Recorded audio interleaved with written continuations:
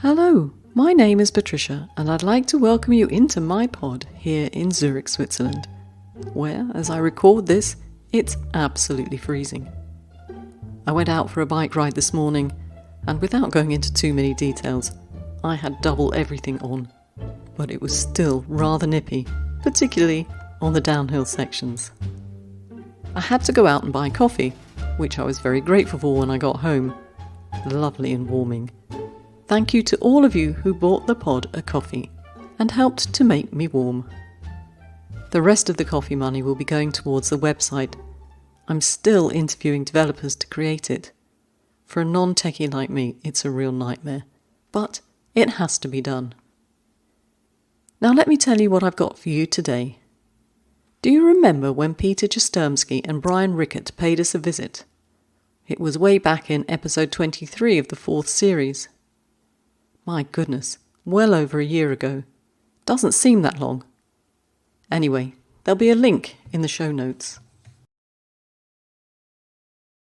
Peter and Brian's podcast introducing me to split sequences was really popular, and so Peter and I wanted to do a workshop, and eventually we were able to align our diaries and record it for you.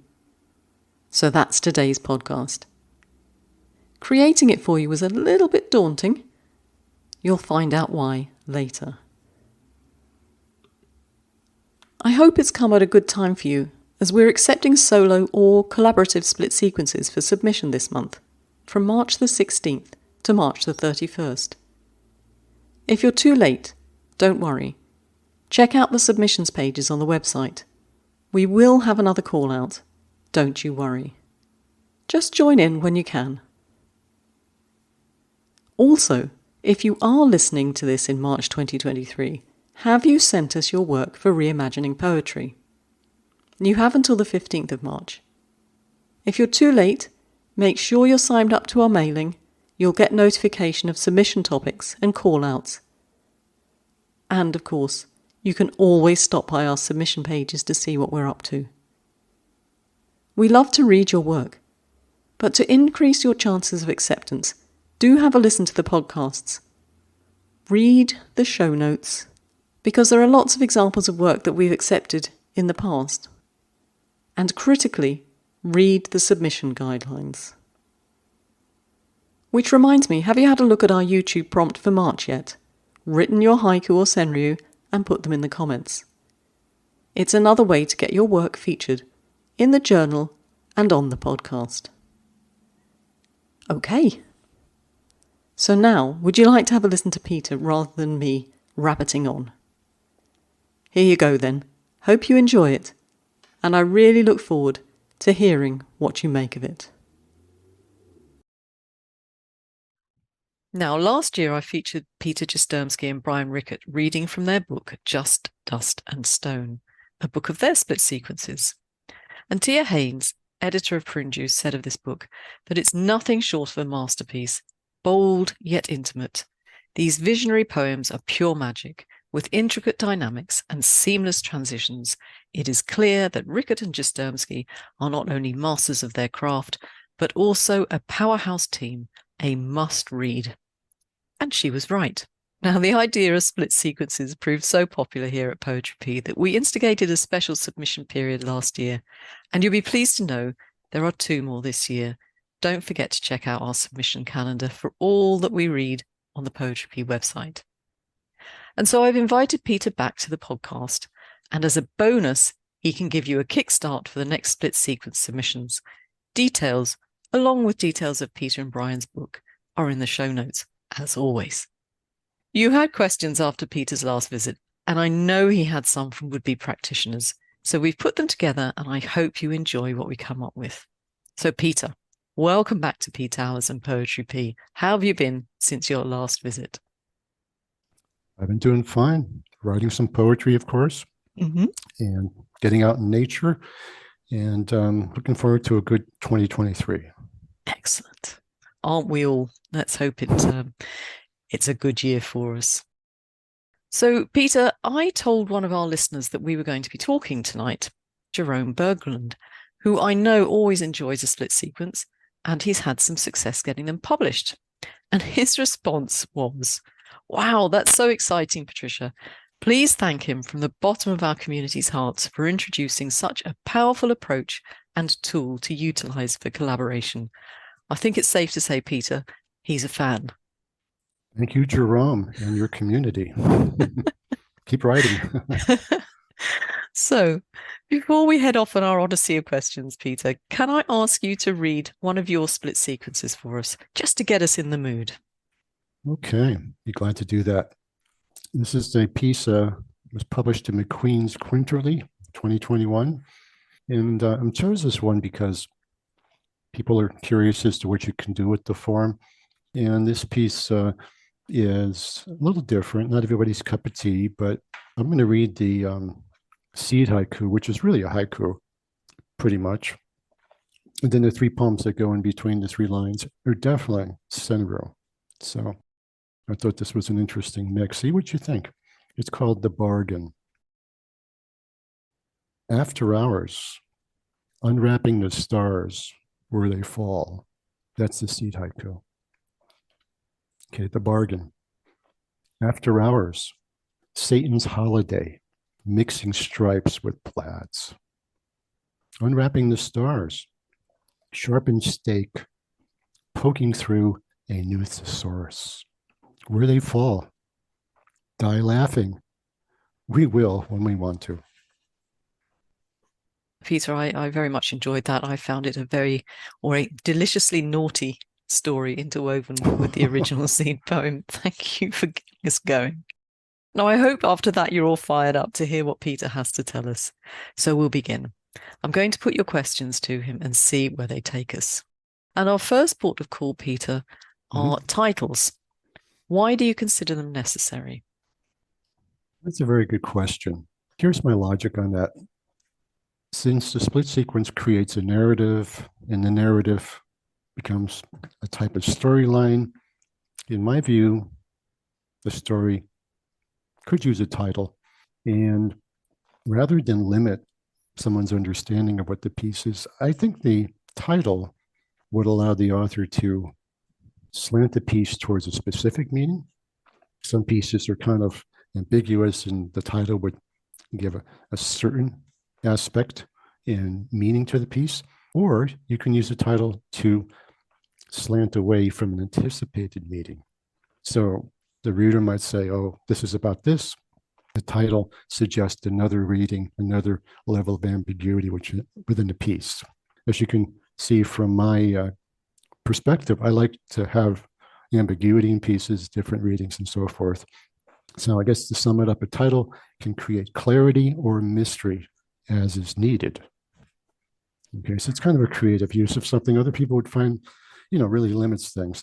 But on that note, the editor that published my very first pieces wanted titles for the pieces because I didn't send any titles in. They came up with titles.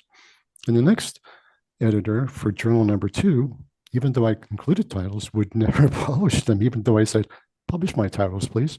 Never do it.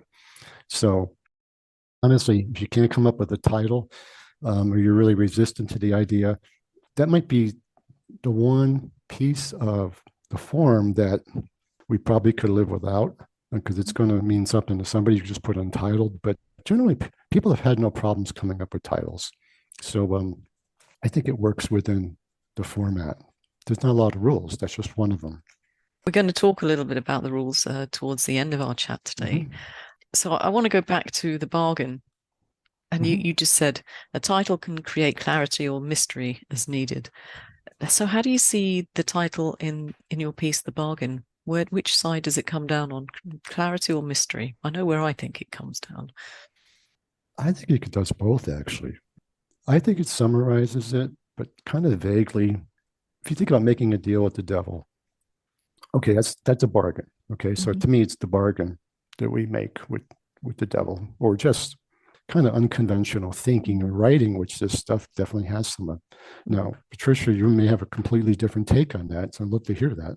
No, I tell you what, I'm glad I asked now because I can see how it could come down on both sides. But to me, I could see it was making a bargain with the devil. But the way you took the non-seed parts of the sequence, if you like, that sort of semi threw me. So I thought, that adds a bit of mystique. The title adds a bit of mystique to it, but I can see where you're coming from with both sides. But Oh, Mystique is good. Let's not throw that out. we'll go with that. I love Satan's Holiday, mixing stripes with plaids, or plaids, as I might say, but Satan's Holiday, mixing stripes with plaids. Fantastic. And then the idea of poking through a new thesaurus. Marvelous, marvelous. Anyway, we could speak all day about that, but we need to get Well, on. Satan's Holiday, that was the senryu I had laying around, and I tell you, I was so happy to find a home for it. Well, I love it. I think it's wonderful. So you've spoken of the short film verse, the seed for the sequence, which obviously comes first. And to go back to the idea of the titles, are you going to make the title once you've got the seed, or are you going to wait till the end? I typically wait to the end because I don't know what it's going to be. And if you're writing with a collaborator, then it's kind of fun to bat around titles. But I think there was one case I did have a title because I had three pieces that I had written before, and I could see that they would form a particular type of a storyline or sequence or format. And I thought, okay, this could be what this is. But then I thought, well, is that too obvious? It's just kind of fit together too neatly in my brain.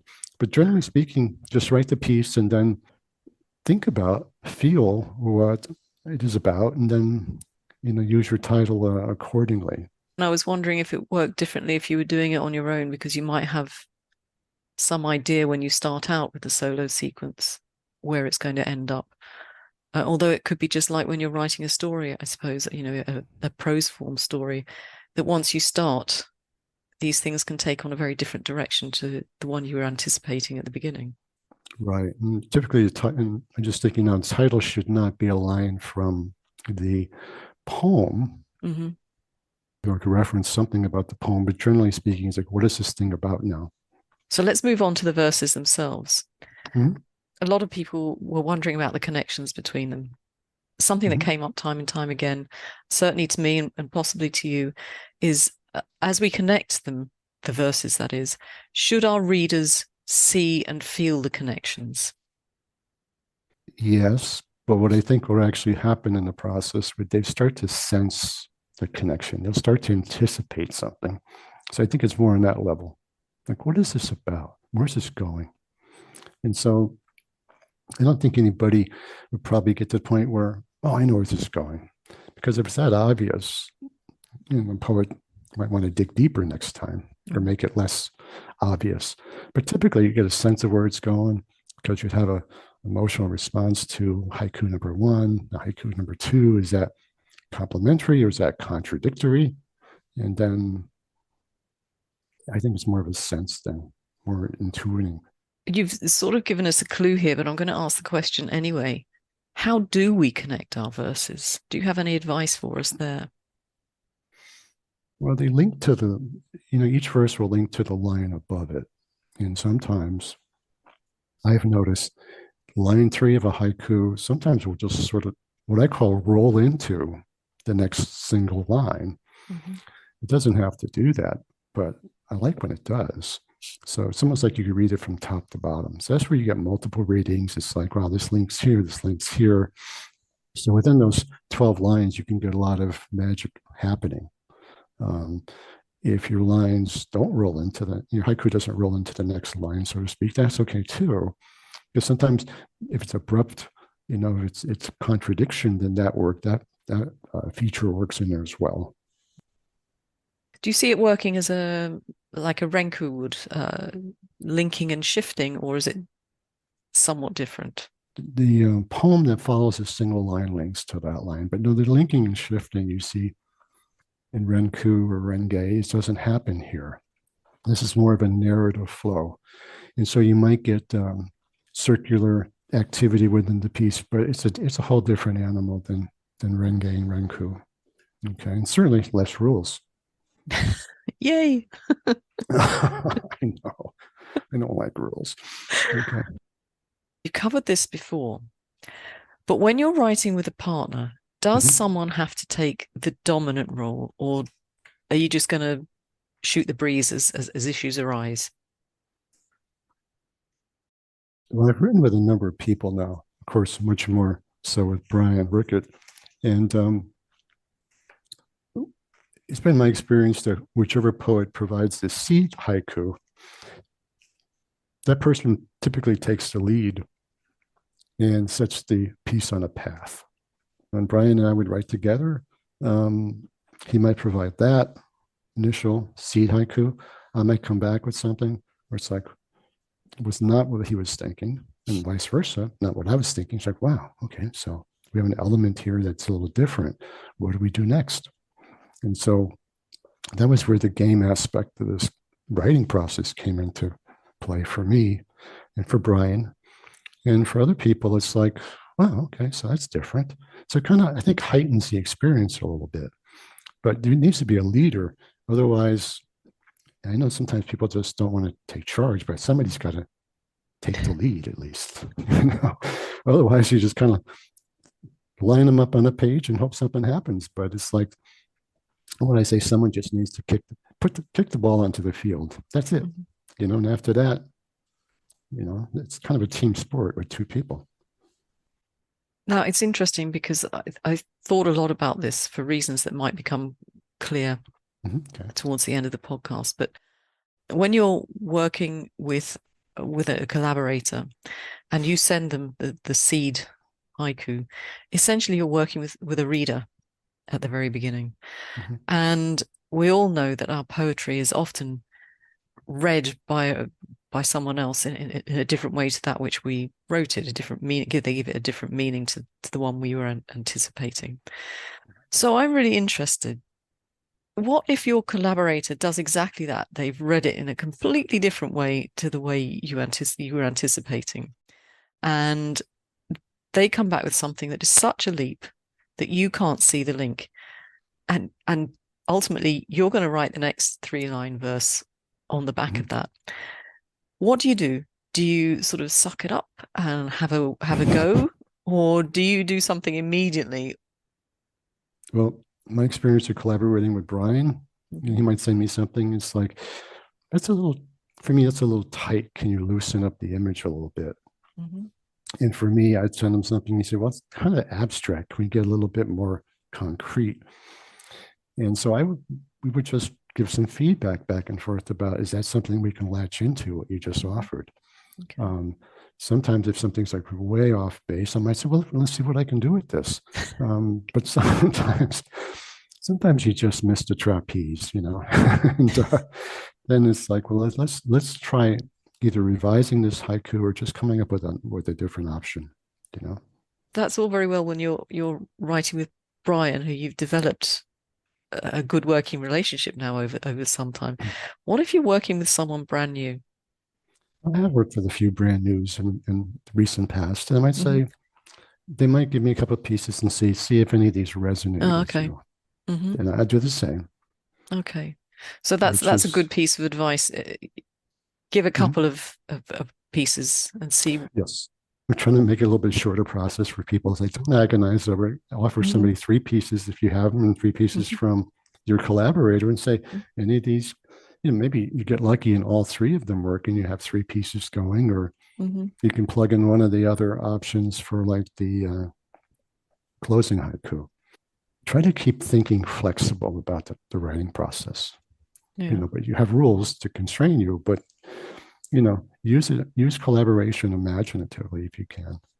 Now you mentioned briefly there the final verse. You really want some finality, I guess, at the end of a split sequence. It can't wander off into the ether.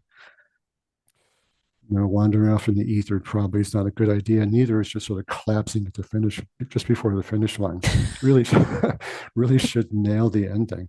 Either lift the reader to an unanticipated place, Hmm. or it really has a gut punch to it, emotional kind of closure, which is like boom. But you really, something should happen there, and not just, oh, okay, that's it. I think it's okay to plug something in Hmm. because now I finished the piece, but then it's like, well, does that do anything? Let's go back and do something else, or maybe find a different piece. Hmm. So it's okay to plug it in. Does it work? If it not, find another piece or rewrite the piece to some extent. But it shouldn't just end. It should have some kind of response for the reader. Do you regard that then as one of the more important verses? Yes. No pressure for the person writing the third verse then. Well, I would just say provide as many seed haikus as you can, because this way you only have to write the second verse, and your closing one is on the other guy, Mm-hmm. so the pressure's on them. I have a question about the process. Mm-hmm. You've written solo, as you illustrated at the beginning of the podcast, and Mm-hmm. you've written collaboratively.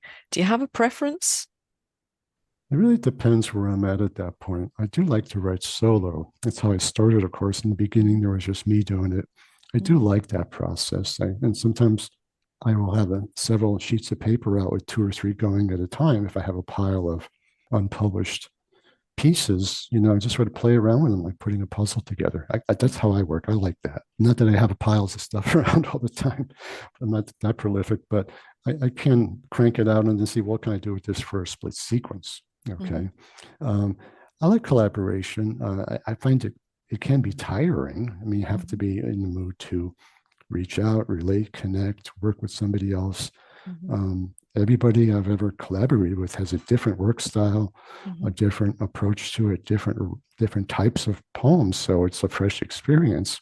It's Mm-hmm. just that when it's just me, I tend to be more introverted, so I like that. But I also like to connect with people and other writers and establish that type of writing relationship. I couldn't collaborate all the time, though. Mm-hmm. I do like to write the solo pieces. Have enough for a collection of them at this point. Mm. But they have a different energy when you write with somebody else. As I said to you, I got some questions and comments from Mm-hmm. some of our listeners last time. Mm-hmm. And I have a whole batch of comments now coming up from Keith Everts. And Oh, okay. I'm going to invite you to respond to them as we go along. Now, he wrote this to me and he said, in general, I'd like to comment that the split sequence, because of its uncomplicated structure, is a winner. It enables a story to be told in a way which one haiku alone cannot, and even avoids. So, Peter, what do you say to that? Agreed. Thank you, Keith. Thank you. And he went on, Peter, as its creator, is in a unique position to safeguard the sequence form, the split sequence form. I hope it will remain simple with no further rules being added under his guardianship. So, I mean, you've already said you don't like rules, but what can you tell Keith about that going forward? I do think some basic rules are necessary. And the Charita has them, which I think is a great model Mm-hmm. for laying it out. And then the Charita Tribalic, how it uses lines, the line sequences in different varieties. I think gives you plenty to work with. I've written hundreds and hundreds of Charita, and I never get bored with the process. This sequence, very few rules. I think what we'll end up doing is not adding rules, but simply further articulating the ones we have. Okay. For example, it's a form that uses haiku. Some people will take that as like, oh, it's just going to be haiku only. Mm-hmm. Well, when I say haiku, I'm saying it kind of generically. It also includes senryu, but not monoku and not concrete poems necessarily. It's a whole different animal. It's not part of the deal here. But senryu, for sure. Without that, a lot of the fun would go out for me. When I say haiku, it's both types of stuff. How do you feel about rhyming then? I think if you focus on rhyming, like if you really think I'm going to rhyme it like a sonnet or something, then you're really limiting yourself. And really, rhyme becomes the primary driver for what you're doing. I don't think that's a good idea. That just makes it really rigid. I do notice when I write, I will get examples of internal rhyme coming up within one line and then the following line, perhaps. And that usually comes up just in the process of writing. It's not something I aim for because I think it's, it's not my focus here, and it can feel contrived. But if it comes up in the process, does it add to the poem, or does it kind of stand out as like, oh, look what I did? I would say, cross it out then. Mm-hmm. If we have to talk in terms of rules, sure, of course. What do you want to see in your split sequence? I like to see those, the 12 lines being adhered to, the title. I'd like there to be haiku or senryu. I have written some pieces that have had 575 in there. Mm-hmm. You know, I don't typically write it, but if I do, it comes out that way. Yeah. I don't think generally it's a legitimate way of writing haiku because a lot of times it's padding it out Mm. to hit those numbers, and that you may as well have that written by artificial intelligence, which that's what they do. I tried that experiment. It's like, oh, it's a beginner haiku. Yes, I would say let's not do that, but you can. And I'd love to read some sci-fi ones. Mm-hmm. It's just that you'd want to stick within the basic, simple rules, so we can all agree that even though this is what your content's about, this is a split sequence. This is not some other odd rogue, as Ali would say, contraption. You know. That's a good word. Now, we've covered this in the last podcast that we did together. How about using Tanker? Have you tried that? I've written a couple of pieces with Tonka. Mm-hmm. Brian and I have tried that. I have written early on. Mm-hmm. I wrote some what I thought was Tonka. It really Mm-hmm. wasn't Tonka. It was 5 lines. And I have written, I think Brian and I tried one, but I have written one myself, which was like using a charita format. At least I was saying 6 lines. It's kind of unwieldy. And I decided that it really didn't add a lot to the piece. It kind of stretched it out. Mm-hmm. I didn't see any gain from more lines because it kind of lost the concentration, the compression of the form starts to drift off. I didn't see that length was helpful that way. I can see what you'd mean by that. So no, avoid in terms of split sequencing. Let's not go there for the time being. Yeah, I know people might say, "Well, let's try this," but I think you're writing something that's you think it's a split sequence, but it's turning into something else, and let's just master the form. Mm-hmm. Not that easy, but it sure is fun and it's addictive. So. Yeah, I've had so many comments, and you probably have too, that people are just loving this. They're loving working, well, they're loving doing it on their own, obviously, but really as a collaborative tool, as Jerome said right at the beginning, as a collaborative tool, it's a fantastic tool to play off another poet. I've seen some examples of collaborative work when I won't mention names, of course, but it's like, wow, they wrote a split sequence. It's some poets have just never touched this stuff, and here they are. They want to try it, and they kind of liked it. It's like, wow, you know, that's kind of the fun of seeing that. Like everyone's trying it out, and you're enjoying it, and the stuff's pretty good. So must be great seeing your baby going out there into the world and people picking it up and, you know, ping-ponging all around the world and into different poets from different genres having a go. I'm constantly pleasantly surprised. So excellent. It's fun. Yeah, I'm grateful. So, Peter, thank you very much for coming along today. We have a little surprise, I think, for our listeners. You suggested that we write a split sequence to end the podcast. And our dear listeners, there is nothing more terrifying than writing a piece with the founder of a form. You can be the judge. You can tell us what you think. So, Peter, shall we premiere our piece? Absolutely. The seed haiku, well, it's more of a senryu, but here it is. No regrets. The pillow knows I'm lying. Tin roof rusted. No regrets. Yellow pus splatters the looking glass. Sing me a love song. The pillow knows. Blues in the night. Streaks of mascara tell the truth. I'm lying. Sanguine moon. The second trimester becomes the third. I didn't think that was too shabby at the end, Peter. I was quite pleased with that. I'm impressed with the ending poem. That's like, whoa.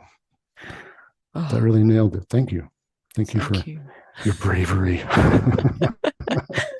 It might not look like it, but I worked so hard over each of those verses. The thought of sending you 2 or 3 examples was just, I just thought, oh, why didn't I think of that?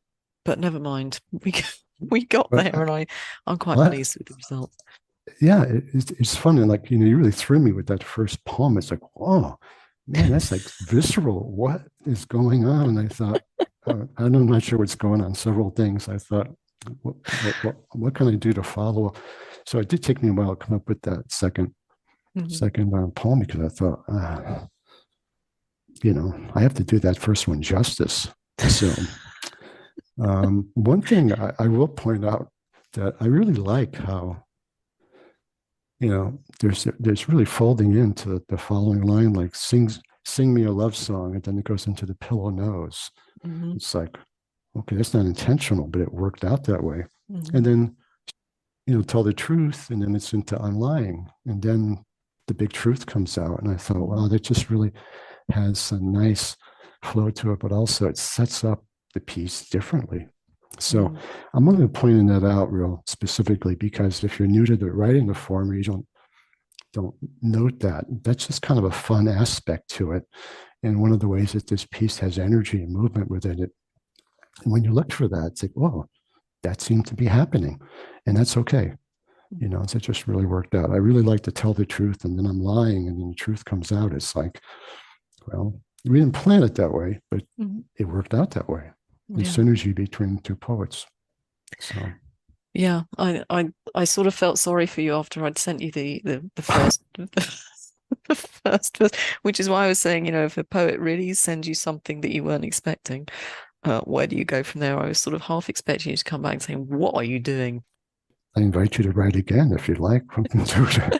Do it be easier the second time. But really, thank you. It was fun, and I do think it really shows the collaborative process and first time writing together. That's what we came up with. I know, it's not bad, not too shabby. As you would say, it's not rubbish. Thank you. Yeah, I won't be quite so terrified next time, Peter. So thank you once again for coming along. Now, is there any news that you would like to give us before we say our final goodbyes? I'm able to let you folks know that Chrissy Villa will be having an anthology of collaborative work coming out, stuff that she's written with, probably 30, 40 poets. And that might be out next month.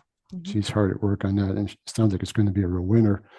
I don't think there's a clear title yet, but you'll know when it hits the stands. And she's a real proponent of the form. And without her, probably the first book that Brian and I wrote together, the first only book in existence currently, wouldn't have been published, but she took a chance on us, and now she's really become a champion of the form. So I think it'll be a great thing to read when it comes out.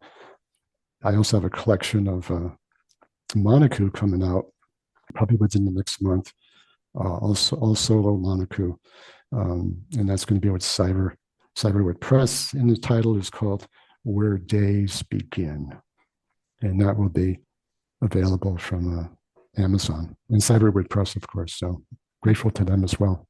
I've read Chrissy's book, or the anthology, and it's a great piece of work. And I know she's going to come along. Well, we're hoping that she's going to come along and read it. Maybe you'll be back because she's bringing some of her collaborators to read with us. So we might hear from you reading some of those.